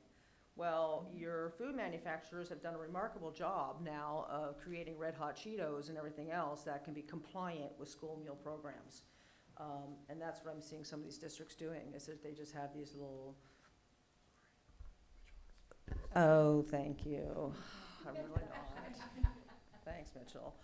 That a lot of them are, and I know they attempted this over in Willits too. They just started selling stuff in bags. So It's not my personal recommendation, because Right. I believe that the nutrition of the kids is more important, but I know we're in a position of tough decisions, and it's not for me to set the priorities of the district. It's me to follow what the priorities that you set are. All right, so thank you. That was a lot of excellent input. I do have a question about, are we still allowing kids to order out to local delis and have the food delivered to the office? Yes, Okay, so that kind of bothers me. it bothers me too, but there's nothing illegal about it. Is it something that we could prohibit? I don't believe you can, because it it equates basically to a parent packing their child lunch. So the parent decides to build their own lunch and put it in a sack and have it dropped off at school, or that parent decides to call one of our local delis and say, hey, can you pack up a lunch and drop it off at the office for my child? You'd be treading in some real thin ice. Yeah. They can't come onto our campus and sell it. That would be illegal. But the way they're doing it now is perfectly legal. And it's. And the concept of closing campus, okay, I'm going off the board. If you guys want to vote for it. We've talked about closing the high school campus for years. And I will be really honest with you, I do not think that's a battle we need to fight. I'm just being really honest with you, and if someone says, hey, it's a battle you need to fight, okay, Jamie, get ready. Good luck with that. And my biggest concern about the lunch crowd is the zooming down Chestnut, and, narrowing it, I think has helped a little. But that used to just terrify me, that they were zooming by. And Dana Gray. since we're going on tangents, I'm still an advocate for putting a stop sign at Chestnut and Dana, heading westbound, because if you want to know, that's only going to take a little while to change the behavior there. But So we're not going to close campus. So I don't hear any. Well, I'm just saying, these Yeah. are the challenges that I'm trying to overcome. And I know Willits did do a partial school campus closure there.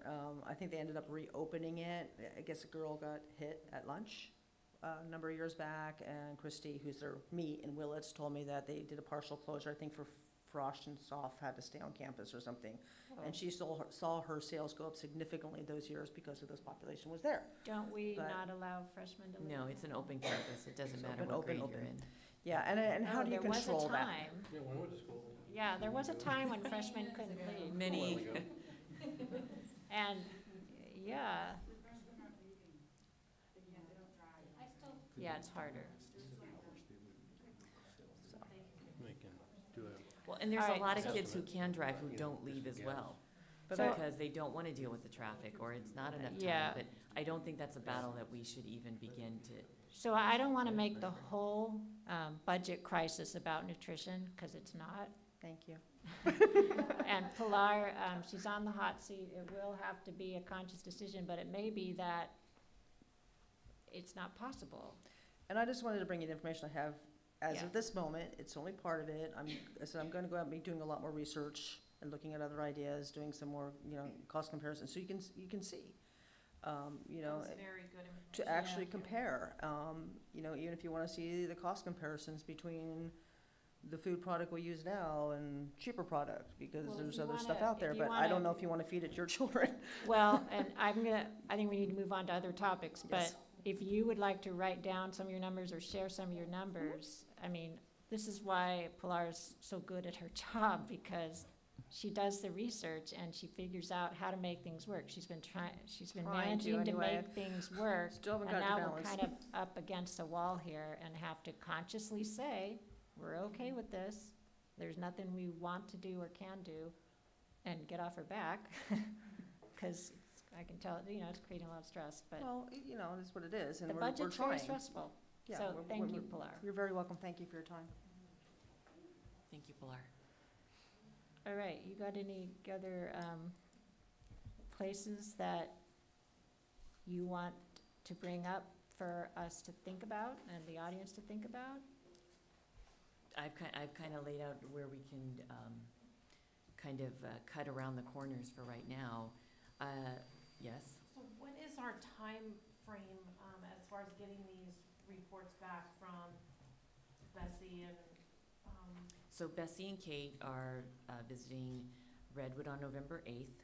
They are visiting Dana Gray on November 28th, and they are visiting the middle school December 10th. After they visit with all 3 sites, they're going to look at the budget, then they'll be sitting down with me and Joanne Farrell, and we'll probably invite the 2 site coordinators, Kim McLaughlin and whoever the replacement is for Monique. She has, I shouldn't mention her name, sorry. The Redwood director has moved on to a job, and so we're hiring for that position. So we'll invite the coordinators and we'll sit down and look at their findings and then figure out how to move that along. But like Wendy said, we've eliminated that contribution to the general fund for next year. So, well, we Yeah. think we have. I mean, It's in there. It's in there right now. Like the well, I kudos, understand that, but what I'm saying is if you physically cannot. then it becomes a question about what the board priorities are. yeah, then we'll be looking to see how the heck we're gonna otherwise balance it, or you will. Well, and, one of the things, I hate doing the ifs. There are lots of stages to the if. So, we'll have to Well, look at these it. are ifs, but then they may have to change to something else and another if. Mhm.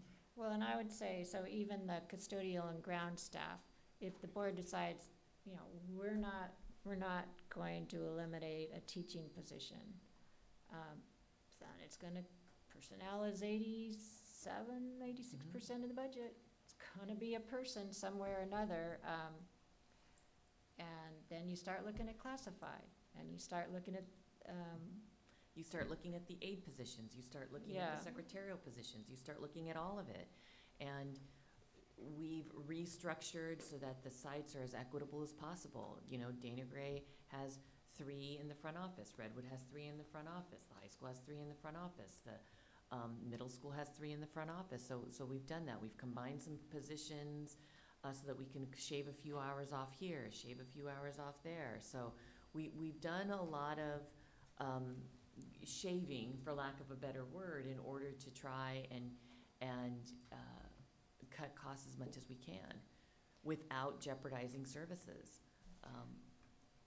And so I we've think, got some feedback. Mitchell, do you hear it? does anyone from the audience want to talk to us about any ideas you have or places you would like us to look? I don't necessarily need to hear where you don't want us to look, because we get a lot of that. But, where can we look? Where, if you have any innovative ideas. Or if you come up with one, let Wendy and Becky know. I mean, it can be it's brainstorming time. We're not now, but, so I think going forward, I think we may want a list kind of like the list we had in the dark years, just to start capturing some of this. And just because we put it on paper, obviously doesn't mean anything's gonna happen with it, but we have to start looking at what our actual opportunities are for any shaving of the budget. And I think, maybe it would be helpful to dig out one of those old lists and see the types of things we looked at in prior years, because I know I still have several. And just see what they were, what was contemplated, and some of them we did and worked, like I said before, and some of them absolutely didn't work. And let's rule them out, not waste time with them. So can we all kind of dig into our files, and Wendy and Becky, and try to compile a list for this process going forward? Because we'll be having there'll be regular budget workshops this year. And I think I'm really happy that we're starting so early and that we have a really good size audience. Thank you so much. Are we making any progress on our attendance as far as kind of a concerted plan to keep reinforcing, like monthly, to all the parents how important We've been it is? sending out auto calls through Aries to notify parents when their kids aren't in school. I know that the site secretaries are making home phone calls to try and encourage attendance. So Mr. Kale did a great job. He was showing me some of the things that he was looking at, just kind of digging deeper into Aries and identifying who our chronically absent students are and trying to figure out why, so we can stop the trend before they get to middle school and high school. So we're doing a little bit, we're doing much more digging in that than we have in years past. We've changed the attendance cap at the high school. It used to be 15 days, it's now down to 9.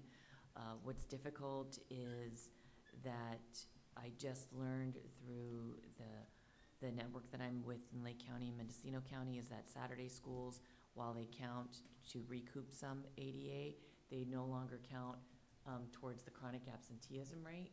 So while it helps the district recapture ADA for funding, it doesn't help the students' absent rate for chronic absenteeism.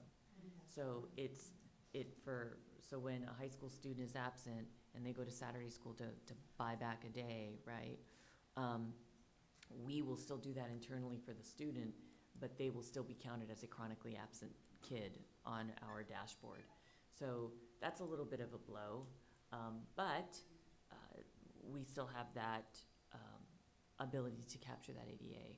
So we are looking at attendance. What I will be doing for you in probably the January board meeting when we do our mid-year single plan reports is to give you a preliminary of where we are with attendance at all the sites. So you could see compared to this time last year, is it better, is it worse? And in just talking with the sites, we're seeing little tidbits of improvement, but not significant. Would you all agree with that? So, but we're gonna keep an eye on it. We're still trying to figure out what the magic potion is. Increasing revenue is a lot easier than cutting the budget, cutting Agreed. staff. But in order to do a whole campaign, you practically have to have a person devoted to it, which costs money and time that we don't have. So if there's anyone in the community who wants to volunteer to be a absenteeism promotional advocate for free, it can be done remotely, I'll bet. It's really an advertising campaign, and you need to have a good message, you need to get it out there, you need to, have it air frequently, and there's a lot of peer pressure involved. There should be in this, so, but, how do we do that? So, and then along with a list of sort of like a holding tank, I think the ADCO group should come up with things, and this is a really hard thing to do, but they can be anonymous when they get to us. But the administrators have to help with this, because to help identify that'll be, something to start from, and hopefully with dollar amounts attached. And what would be nice, I think, is if you have a suggestion, and a dollar amount, say, how would we deal with not having that? Whatever that is, how would we deal with it?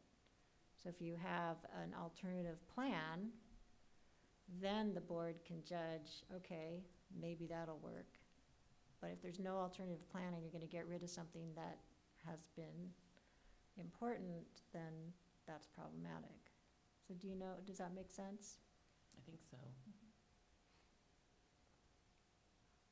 And we didn't even talk about adding a reserve for equipment.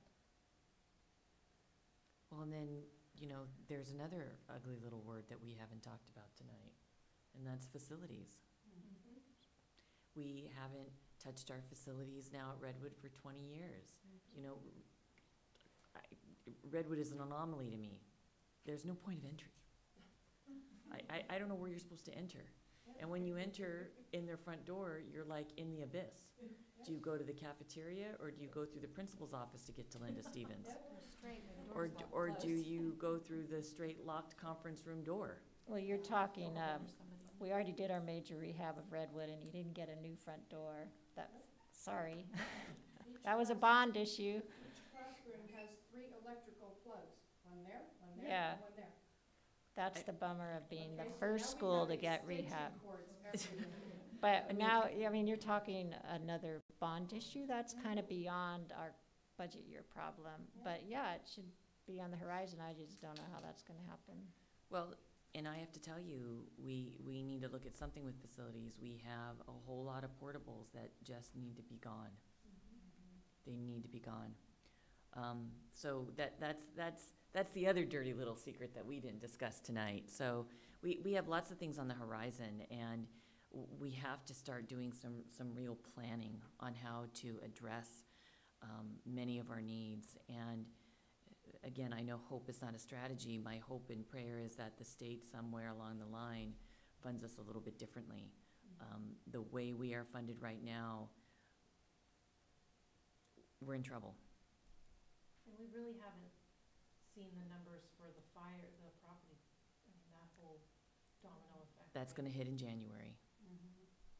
Because last December, revenues increased because not everybody, but the majority of Californians paid their property taxes in December. They decided not to pay them in April because it was a better tax benefit to pay all of it in December. So there was this increase in revenue. So now, this December, what we're going to feel in property tax revenue are all the people who don't have a home.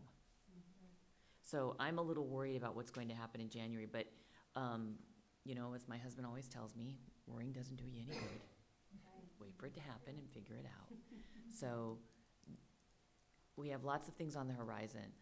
More so than anything, as a district, we need to start having conversations about bigger scope and bigger planning.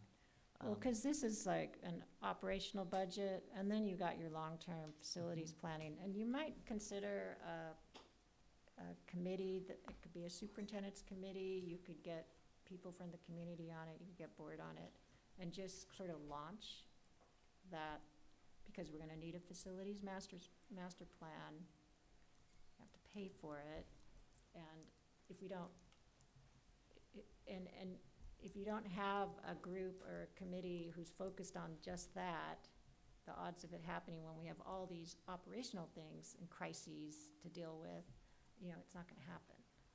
But there might be people who that's their particular interest and could help sort of make sure those things happen. That some planning happens, if there's grants out there, that they start looking. Agreed. But a committee that's not you doing all the work and Barry, it's a better way to do it. It makes it possible. So those are some of the big things that we haven't discussed tonight that we do have to look at over the long term. And I would rather us be proactive and preventative than have to face it because now we're stuck. And that's what concerns me. Okay, so, does anyone have anything they want to bring up, And just to recap, plan? when we talk budget again, you're asking for a list, is what I've heard, of some potential reduction ideas. You've asked that ADCO discuss this specifically and to bring in more options to you. As they come in, and to, if something was proposed as a potential cut, I just would want to know, how would we deal with that? What would we do instead? You know, what's the impact of doing that? Is there an alternative way of doing that?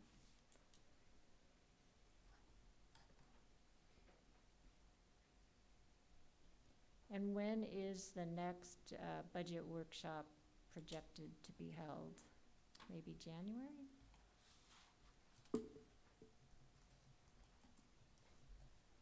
Not before. Depends on how late we'll get the, Well, we need second interim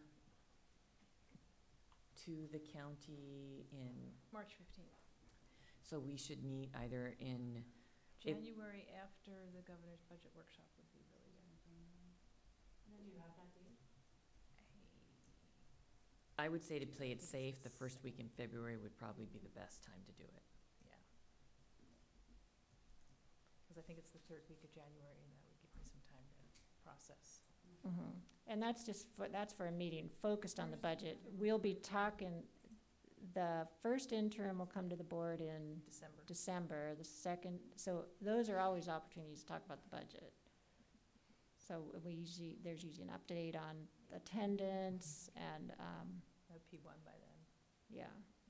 So some things will have firmed up. And then are the auditors for last year? They're coming next week, Next week, okay. and, The what, the unaudited? auditors, Oh, the auditor. yeah. Make sure there's. And then they'll have to be presenting in December also. Mm-hmm. Do you want them to come again? I feel kind of bad that they, Come all the way out Depends here for a how 5-minute bad- presentation and then drive home? If it's a clean audit, and we heard from them last year. Right. and then the audit committee talks to them on the phone, I think. That's my personal opinion, because I've been on that Yeah, conversation. I would say that they don't need to come every year, unless Okay. we just met them. Minor. So I would suggest that if you want to put something on your calendars, knowing that it's tax season, if we looked at February 7th, which is a Thursday, to have a potential budget meeting, knowing that the board meeting potentially will be on February 14th, and understanding that the February break should be happening the week of the 18th, right? So if everybody looks at your calendars and see if February 7th works for you, I think I have a training February 8th. that's a Friday. So are you leaving Thursday night? I think so. I think you got 2 new board members you need to check with. I mean, you can forecast for them, but you're gonna, Okay. So then what I'm gonna ask Anna to do is to forecast a doodle poll with new board members for February. And we can put that on the organizational meeting in December to plan for that as well. and the last week in January is out. The only concern that I have with the last week in January is, well, I have a couple of concerns. I'm at the superintendent symposium on the 29th, 30th, 31st, and I return on the 1st. So I'm going to be gone. You can have this meeting without me, Yeah. which, so you're not here as well? Right, I think Mary was gonna go with me. Oh, to the MIG training. I So- think I'm gone that. Doodle poll. So that last week in January is tough. Okay. But like I said, we can look at this at the December organizational meeting when we set the dates for all the regular meetings. Everybody just kind of look at that first week in February. I'll ask Anna to send out a doodle poll so we can start scheduling that time. Because the hard part is, you need to know sooner than later. Come January, I mean, I just have to mark time off my planners. So, but you may not get 5 out of 5. We don't have 5 out of 5 tonight. But that budget meeting is still important because it's your opportunity to involve the public and have a single topic, close to a single topic. And it's really the opportunity to get the word out, I think, is as important as having, it's important to have the board here too, but the board's getting information constantly, and it's the sharing out with the public that's critical. So if you don't get 5 out of 5, I would just plan a meeting.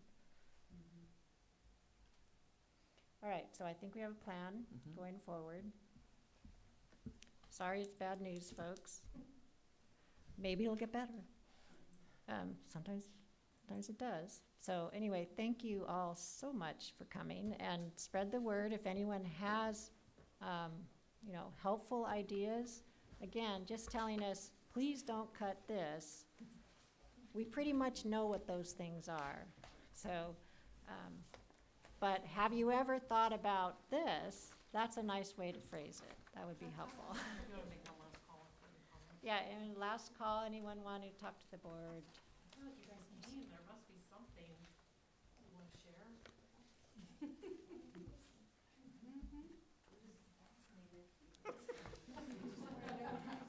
My goodness. And it's a lovely boardroom. All right, motion to adjourn then. All right, thank you. We're adjourned.